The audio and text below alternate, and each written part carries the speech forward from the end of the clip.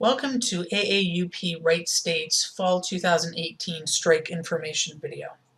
The purpose of this video is to explain why a strike may be necessary, explain what the factfinder's report is and what it isn't, explain union members' options once the report comes in, explain why union officers are preparing right now for a possible strike, explain what is at stake for the faculty with this contract negotiation, and explain what faculty can do to help the union with the negotiations. So, why may a strike be necessary? As you well know, negotiations have hit an impasse, and this impasse may leave us no other options.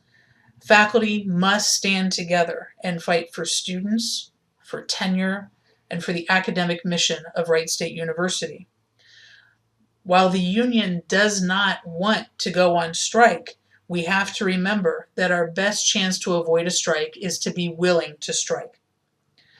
So some of you may be asking, okay, what is this factfinder's report I keep hearing about? A better place to start is to know what a fact finder is.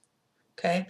A fact finder is a neutral third party who is tasked with hearing both sides of an issue and coming up with an agreement with which both sides can agree.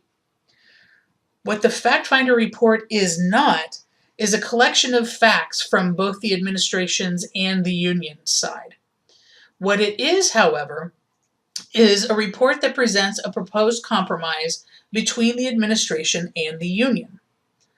It's also a report that can be accepted or rejected by either the administration or the union. What you have to remember, however, is if accepted by both the administration and the union, the report will become the new faculty contract immediately. So before you cast your vote about whether to accept or reject the report, keep in mind that if you accept it, this is what your contract will be for the next however many years. So, what are the union members' options? As I just mentioned, you can vote to accept the factfinder's report as our new contract if you agree with its terms.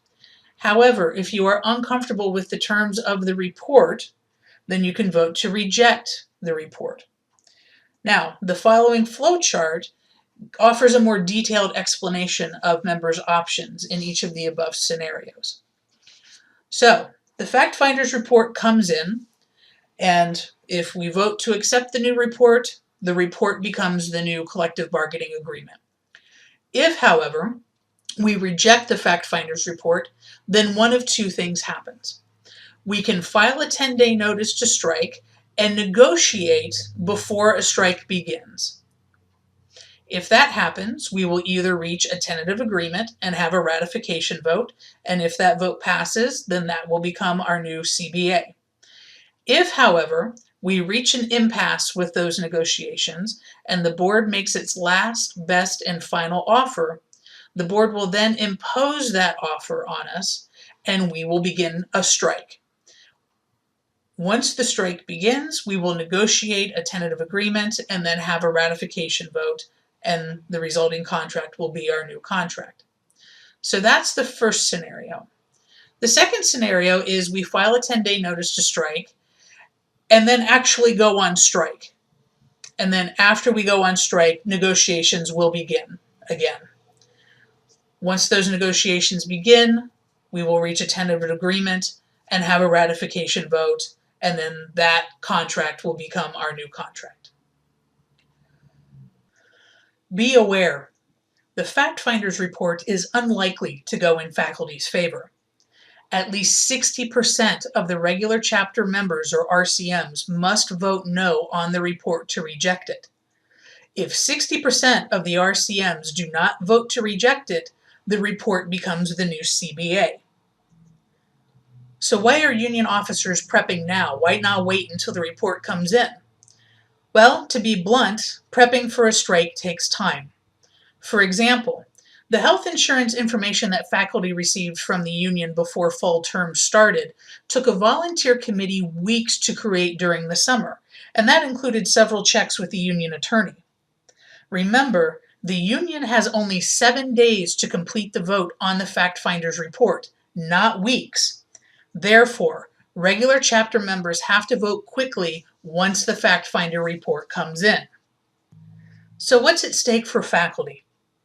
Well, if the trustees impose their best, last, and final offer and we don't strike, then at the very least, tenure for tenure-eligible faculty and job security for non-tenure-eligible faculty may disappear. Workload could increase dramatically, faculty may lose the right to teach in summer, and the administration may have the right to change faculty health care with just 60 days notice. So what can faculty do to help? Remember, our best chance at avoiding a strike remains to convince the board that we will strike. So demonstrate your solidarity in every way you possibly can. Sign commitment cards, show up to Board of Trustees and union meetings, volunteer in whatever way you can, and read the union's recommendations on the fact finder's report.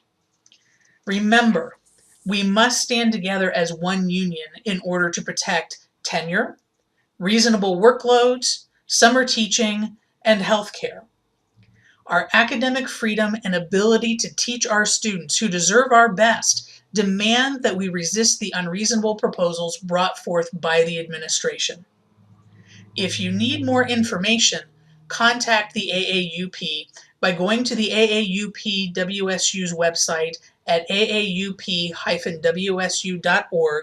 or contacting your department liaison.